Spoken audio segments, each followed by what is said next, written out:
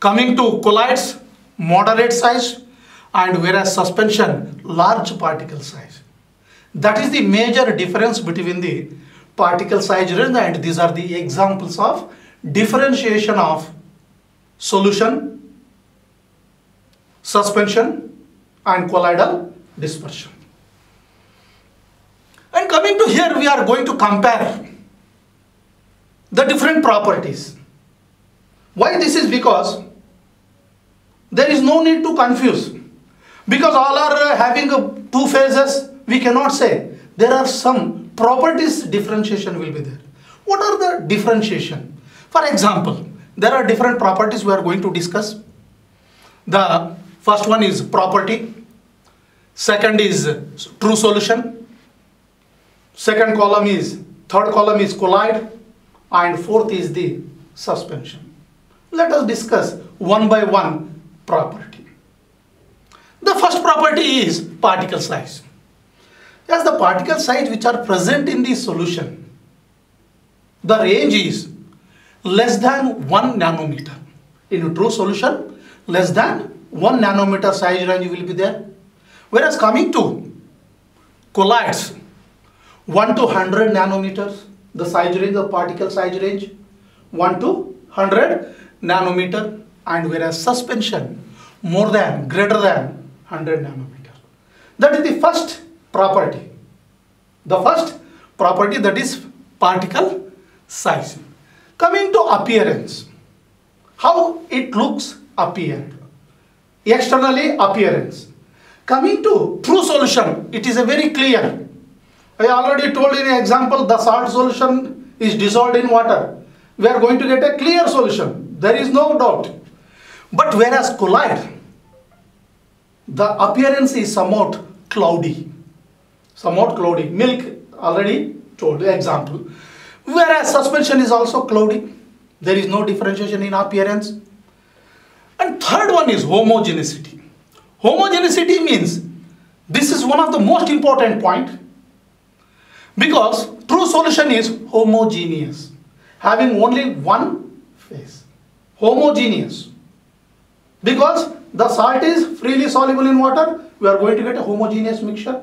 But whereas colloid, sometimes this colloidal suspension or colloidal dispersions having homogeneous or heterogeneous.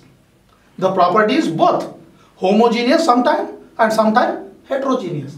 But in case of suspension, always the suspension having heterogeneous. That is the major difference between the solution, colloid, and suspension of homogeneity. Transparency coming to. Next important property is transparency. The transparency means, you know, these solutions are transparent but often colored. These are the clearly transparent in their nature. But whereas colloids or colloidal dispersions having often sometime translucent or opaque, but can be sometime transparent, not always.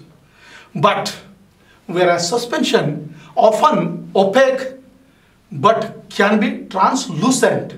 That is the appearance or transparency. And separation. Coming to property like separation. If for example, I already told, the salt is dissolved in water, we cannot separate it.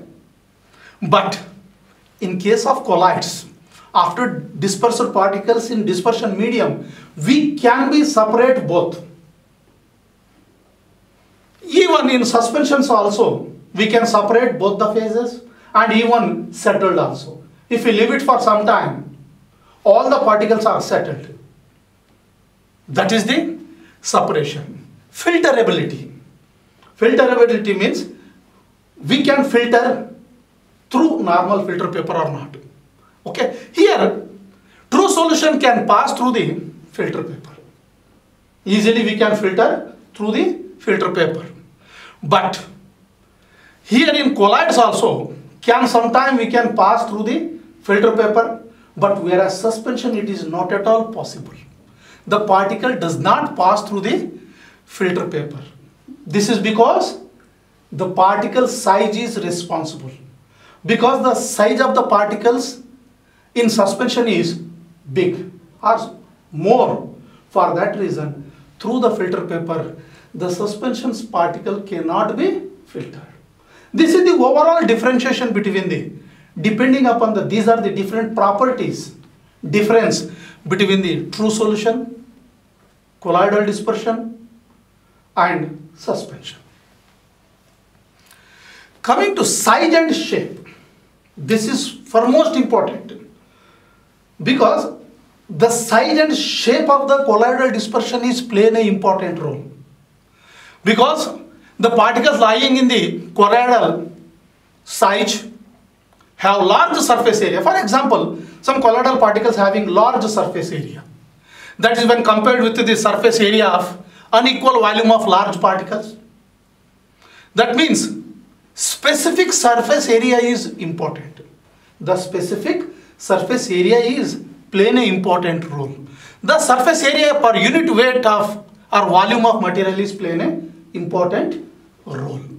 How in what way the surface is important? The specific surface area is how it is important. Because here platinum is used as effectively used as a catalyst in most of the cases. Platinum is used as a catalyst. It acts as a catalyst only when the platinum is available in colloidal form. Platinum is used as a catalyst in most of the cases. But how? When the platinum is available in colloidal form only, it acts as a catalyst. Otherwise, due to the large surface area which absorbs the reactants, on their surface. Because of the large surface area, the maximum surface is exposed to absorption. For that reason, otherwise if it is not colloidal range, the surface area is small, it cannot be acts as a, or it is not acts as a catalyst. That is the main role of size of the specific surface area of the colloidal dispersion is playing an important role. For example, another example we see. The color of colloidal dispersion is related to size of the particles. How means, for example, red to gold sol. Red to gold sol, it will takes a blue color when the particle size is go on increases.